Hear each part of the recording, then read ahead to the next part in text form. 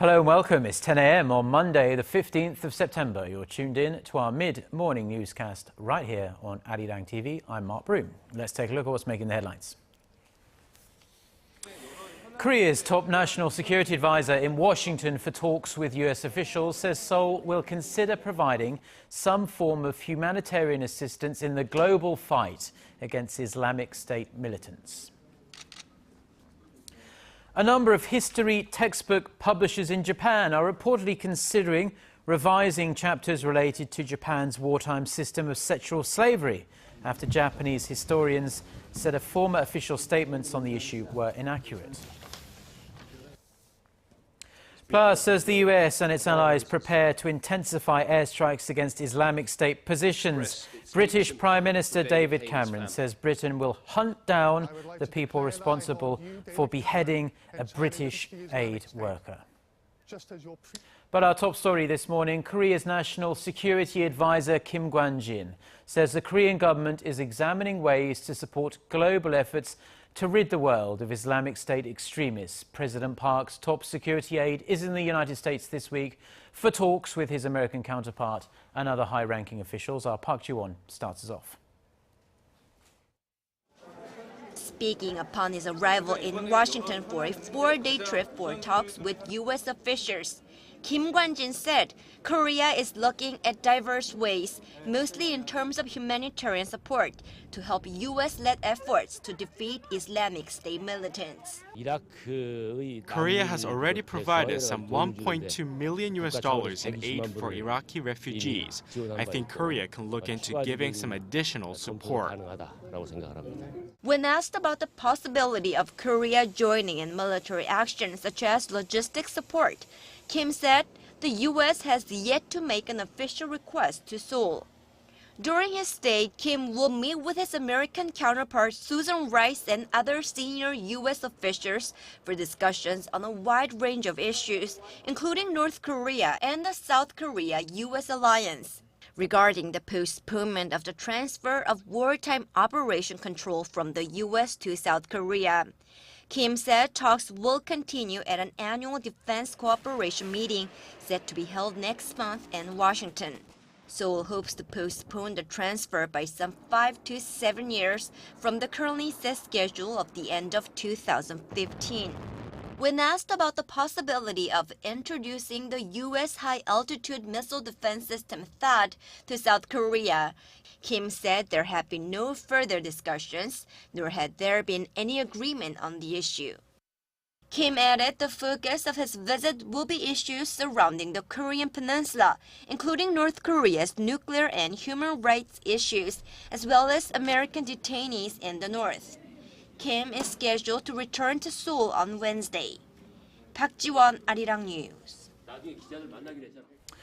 A court in North Korea has sentenced American detainee Matthew Miller to 6 years hard labor for committing so-called hostile acts. The North State-run Korean Central News Agency says the sentence was handed down on Sunday after a brief trial during which Mr. Miller was denied permission to appeal. The 24-year-old from California was detained in April after he allegedly tore up his tourist visa at Pyongyang airport and demanded asylum in the north. Photos from the trial show some of Mr. Miller's possessions, including his passport and North Korean visa, which were clearly ripped. North Korea has yet to announce the trial date for Jeffrey Fowle, another U.S. citizen who was arrested in May. Following the sentencing of Mr. Miller, the U.S. State Department once again urged North Korea to release all 3 of the American detainees it is holding. A high-level meeting on the human rights situation in North Korea will take place on the sidelines of the UN General Assembly later this month, and it's sure to bring renewed attention to the issue following a landmark UN report earlier this year that accused Pyongyang of widespread, systematic and gross human rights violations. Kim Min-ji reports. A renewed focus on North Korea's human rights situation is expected to heighten diplomatic tensions at the upcoming UN General Assembly. This as top diplomats from South Korea and the U.S. prepare to attend a high-level meeting on the North's human rights issue, scheduled to take place on the sidelines of the UN gathering. The meeting has been organized as a way to garner support for a UN General Assembly resolution on the issue. Pyongyang's human rights situation has received greater international attention this year following the release of a report by the UN Commission of Inquiry that accuses North Korea's leaders of widespread, systematic and gross human rights violations. South Korea's Foreign Minister Yoon Byung-se is almost certain to participate in the high-level talks, as is U.S. Secretary of State John Kerry, reflecting Washington's growing interest in the issue. Kerry said last month in his Asia policy speech that North Korea's prison camps must be shut down immediately. Kerry's attendance is likely to draw diplomats from other countries to participate. Meanwhile, North Korea appears to be making efforts to defend itself. The North's Foreign Minister Lee Soo-young is scheduled to give a speech at the General Assembly, which will mark North Korea's first ministerial address in 15 years. And on Saturday, Pyongyang released its own assessment of the human rights situation, claiming the rights of North Korean people are well protected under its socialist system. The report also said that Pyongyang is open to holding talks with any country at any time on the human rights situation in North Korea. Kim Min-ji, Arirang News. Said that a team of South Korea. Get connected to Korea and the world. Join us every weekday for the latest developments out of Korea, Asia, and beyond. On air, on your mobile, and online, we lead the way every day. Arirang News. To try and resolve the crisis in Ukraine, the European Union also offers $15 billion. A number of history textbook publishers in Japan are reportedly considering revising chapters related to Japan's wartime system of sexual slavery. The Japanese daily Sankei Shimbun reported on Sunday that some publishers plan to examine the wording of certain high school textbooks after another Japanese newspaper admitted to printing misleading articles on the issue. The Asahi Shimbun last month retracted all articles based on interviews with a late former Japanese government official who said he kidnapped hundreds of Korean women for use as sex slaves during World War II. This after some Japanese historians said his statements were inaccurate. Information about the country's use of wartime sex slaves is included in 13 out of the 15 history textbooks used in Japanese high schools. Now, Korea and Japan appear to be taking steps to address their long-strained relations. But will their recent actions, be enough to ease the ongoing diplomatic feud over a variety of historical and territorial issues? Our Hwang Sang-hee reports. A rare show of cultural diplomacy between Korea and Japan is raising hopes for improved relations between the two neighbors. Sitting side by side, Foreign Minister Yoon Byung-se and Japanese Ambassador to Korea, Koro Bet-cho, enjoyed the 2014 Korea-Japan Festival in Seoul on Sunday. This marked the first time Minister Yoon attended the annual event. Holding these events more frequently will not only improve relations between the people of the two countries, but also of the two governments. On the sidelines of the festival, the two diplomats discussed ways to mend their strained ties, which have tumbled to a new low in recent years due to disputes over historical facts. We both agreed, well, we had a little chat afterwards, that next year should be a special year in which Japan and Korea should make a fresh start towards a closer and friendlier relationship. The meeting comes amid speculation about a possible summit between President Park Geun-hye and Japanese Prime Minister Shinzo Abe on the sidelines of the APEC summit in November. The two leaders have not held a bilateral meeting since taking office. But whether these cultural exchanges will be enough to break the ice between President Park and Prime Minister Abe still remain to be seen. Hwang Sang-hee, Arirang News. Cigarette prices in Korea may increase on a regular basis following the Welfare Ministry's plan for a huge hike, around 80% hike next year. The government wants to automatically raise cigarette prices in line with general consumer prices. Officials say it will help reduce the country's very high smoking rate, but critics believe it's a sneaky way for the government to collect more tax from the people. Our Son Jung-in reports. Along with the government's recent announcement to raise cigarette prices by roughly 80% or some $2, it also said the price of tobacco products would be tagged to the rise of general consumer prices. There would be a 5% hike in tobacco prices every time consumer prices rise 5%. We are planning to raise cigarette prices in line with the increase in consumer prices. We will hike prices by 5% when consumer prices increase by the same amount. After the new measure takes effect next year, cigarette prices are expected to rise by 20 to 30 cents every 2 to 3 years, reflecting the yearly consumer price inflation of 2 to 3%. If that's the case, one pack of cigarettes will cost roughly $6 in 10 years from the current $2.40. Policymakers say they want to cut the country's high smoking rate in the most effective way, but others think the government wants to boost tax revenues without the inconvenience of taking it to the National Assembly every time they think a cigarette price hike is necessary. In order to avoid public criticism, experts say the government needs to spend the increased revenues wisely and come up with a long-term plan aimed at enhancing the people's health. 손정인, 아리랑 뉴스.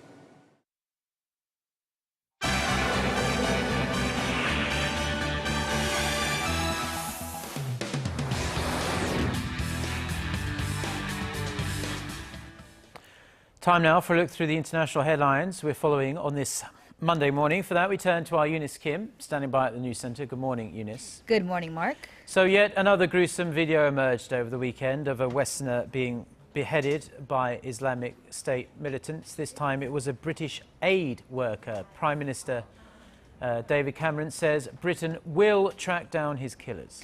That's right, Mark. British Prime Minister Cameron condemned the killing of aid worker David Haines as an act of pure evil. He said the UK will do everything in its power to hunt down the, quote, monsters and ensure they face justice however long it takes. A video released on Sunday appeared to show the execution consistent in its brutality with those of American journalists James Foley and Stephen Sotloff. It also showcased a fourth victim in waiting, another Briton identified as Alan Henning. U.S. President Barack Obama promised his country would stand shoulder to shoulder with Great Britain as a broad coalition of nations is being rallied to fight the IS militants.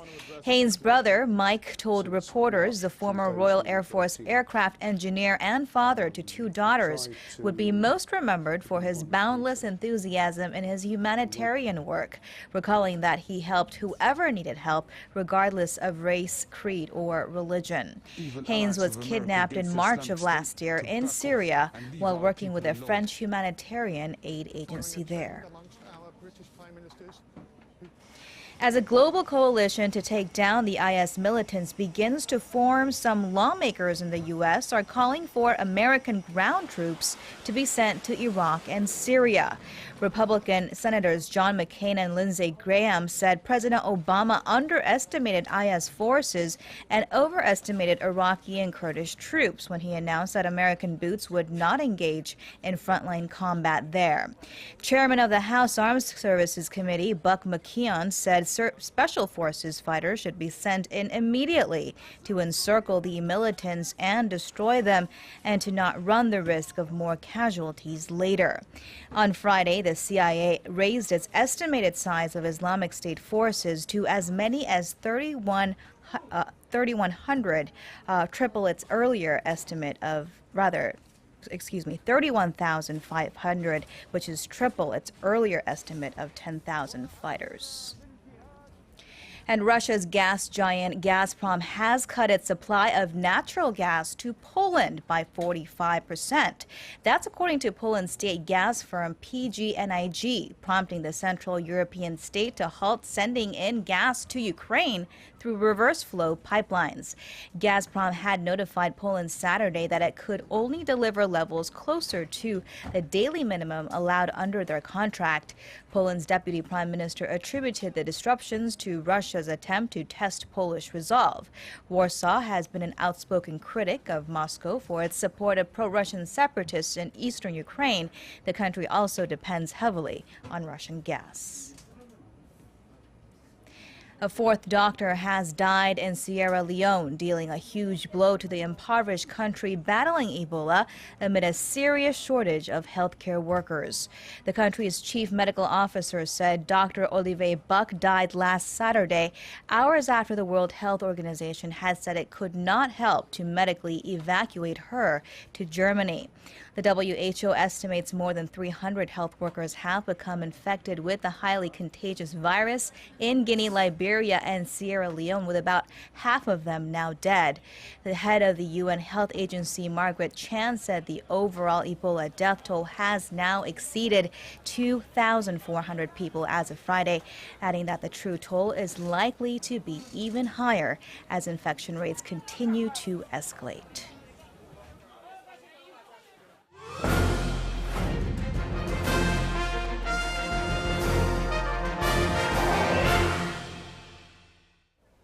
Well, it's Monday morning, so that means it's time for Industry Insight. And there's a burgeoning industry out there that some people say is on the brink of revolutionizing the world, in fact. It's 3D printing, and it could be one of the key technologies of the 21st century. Our Kim Ji-yeon tells us more about the 3D printing industry here in Korea.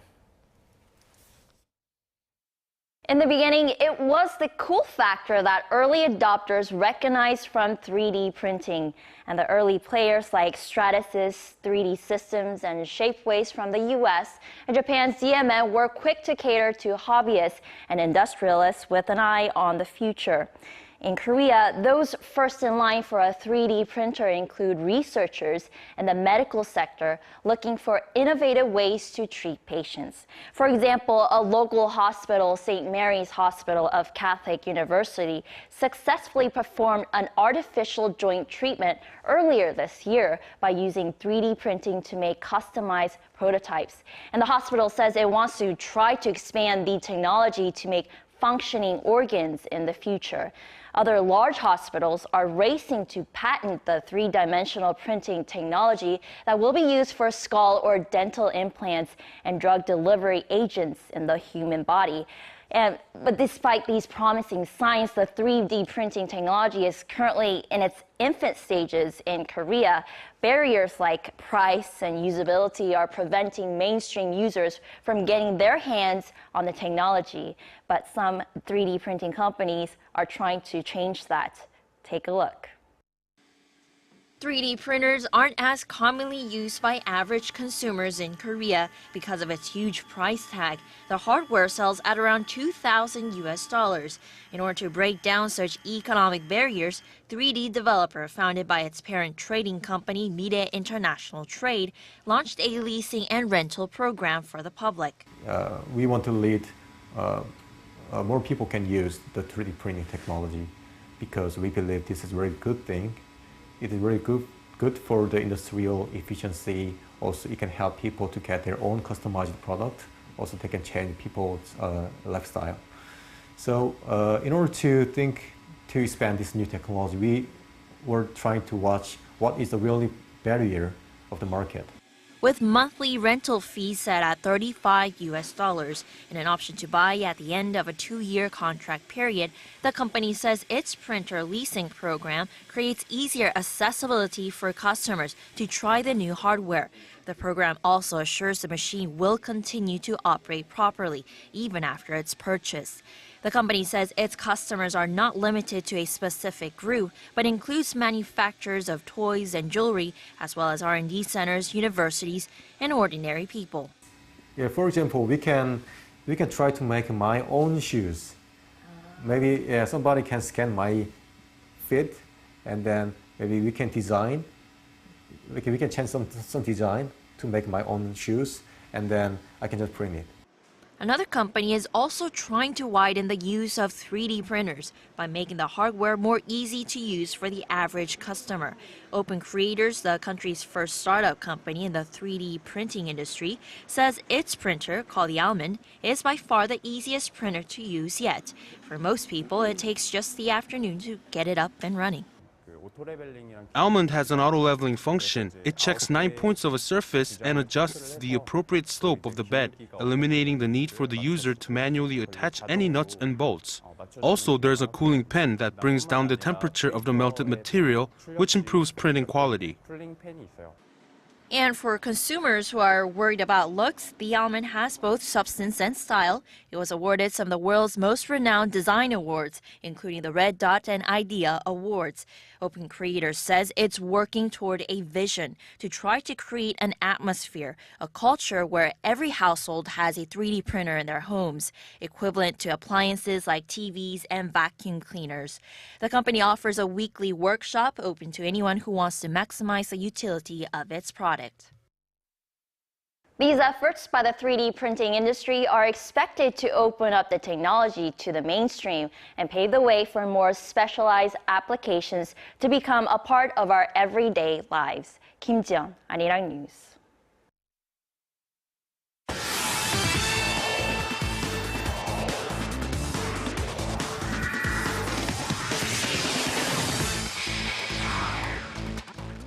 And a good Monday morning to you all as we kick things off in the LPGA, where the 2014 Arirang Championship finished off their 4 rounds of play. And with Korea's Kim Hyo-ju starting off the 4th round with the lead, it was her job to hold on to it. And what a dramatic final round it was as she struggles in the back 9, but it was her clutch birdie in the 18th hole that made the difference as Kerry Webb bogeys with a single-stroke lead, and the 19-year-old wins the 2014 Arirang Championship, finishing off with 11 under par overall.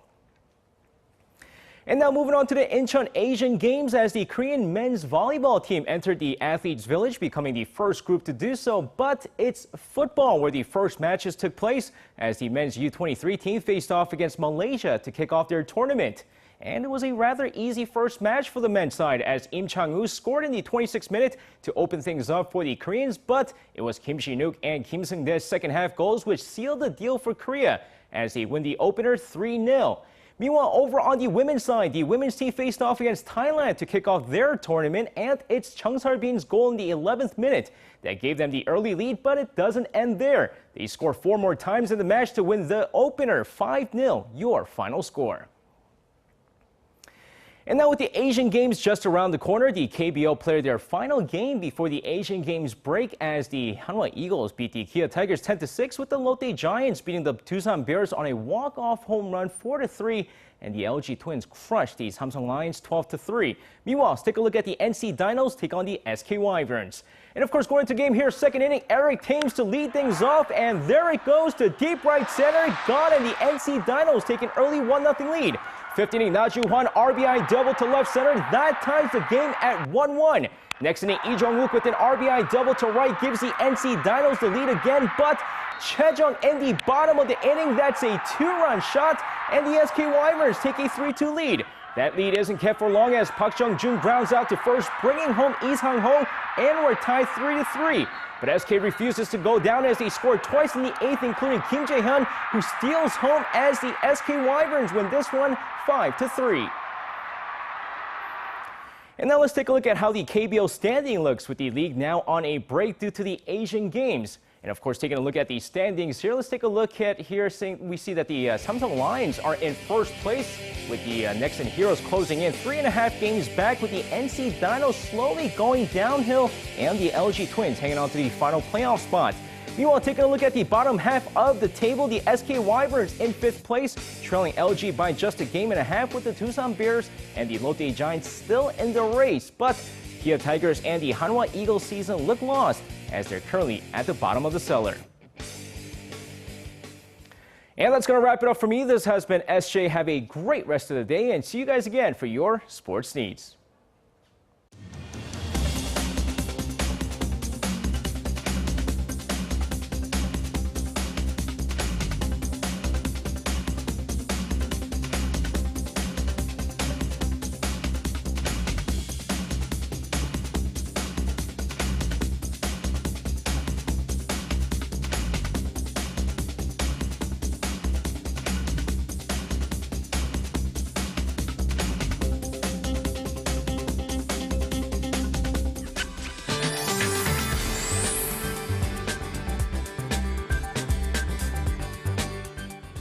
Good morning. Well, most regions woke up to cloudy skies this morning, and it seems like clouds will hang around the peninsula throughout the day, and sporadic showers could be falling in the Jeju for the morning hours, and central parts of the peninsula will also see sporadic showers during the day. So with the clouds expected to hover the nation, highs are expected to be similar to a tad lower than yesterday, reaching to mid-20s in many areas. So let's take a closer look at the readings for today. The high in Seoul will rise to 27, while Daegu will only make it to 25, and Gwangju and Busan should reach to 26 respectively. Now for other regions, it looks like down on Jeju Island and Daejeon will top out at 26 and 25, and Dokdo should see highs of 23. And it looks like the weather outlook for this week is looking pleasant with a fair amount of sun, but big drop in temperature is expected on Wednesday, dropping to 24 here in Seoul, with showers expected in the southern areas. Well, that's all for now, and back to Mark in the studio. Well, thank you very much, Jion, for the weather update there. And that's going to do it from us. Have a fantastic rest of the day, and thanks ever so much for watching. Goodbye.